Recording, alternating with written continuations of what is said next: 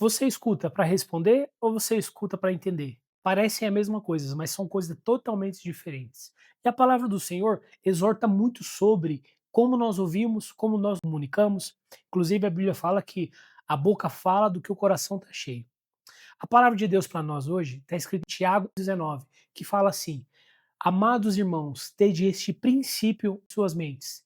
A todos sejam prontos para ouvir, tardio para falar e lento para se irar, porque a ira humana não provém da justiça divina. O que Tiago está ensinando para nós? Tiago foi o irmão de Jesus, que é o princípio, que é a primeira coisa que nós temos que fazer é ouvir e ser tardio para responder e lento para se irar.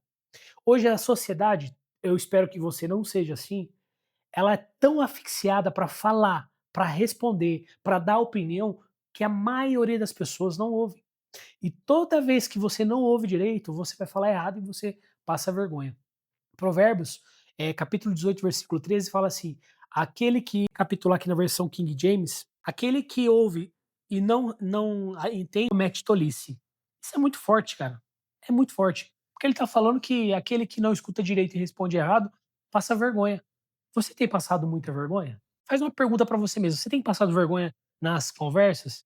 Eu confesso que teve uma fase na minha vida que eu passei muita vergonha. Até que um dia eu li um livro chamado O Monge Executivo, e naquele livro eu fiz parte daquela história que mudou a minha mente.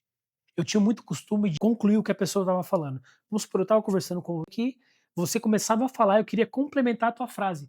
E muitas vezes a pessoa fala assim: "Não, não é isso". Mas você tá a pessoa ia começar a contar a história dela, eu já queria concluir para ela. Isso é arrogância, isso é prepotência, isso é tolice.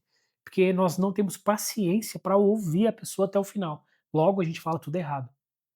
E nesse livro, como eu estava contando para vocês, do Monge Executivo, tem uma passagem que o John, que é o personagem principal desse livro, ele estava na reunião do mosteiro e tinha um momento que estava todo mundo na sala, na mesa, se apresentando. E ele estava lá na introspecção dele, pensando o que ele ia falar sobre ele.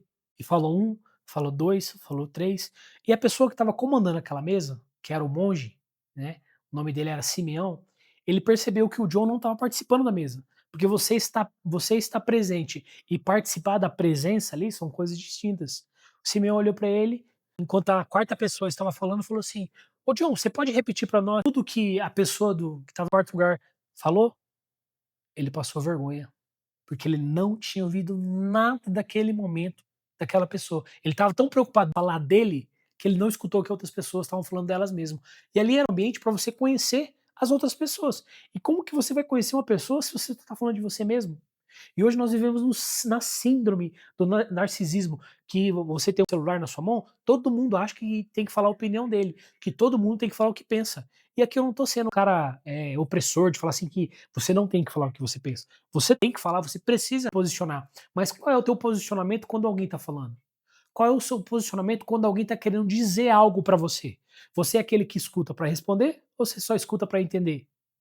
Aquele que escuta para entender demonstra humildade, porque ele quer aprender a maneira que a outra pessoa vê determinada situação, a maneira que a outra pessoa vê aquela situação. Aquele que escuta só para responder, ele já tem uma opinião sobre o que a outra pessoa está falando, e essa opinião é negativa. Então ele só quer falar para desvalidar a outra pessoa. Então o exercício do dia hoje é, quando você for ouvir alguém, quando você for conversar com alguém hoje, seja a tua esposa, seja o teu marido, seja o seu amigo, seja o teu sócio, escuta para entender, não para responder, para você não cometer tolice.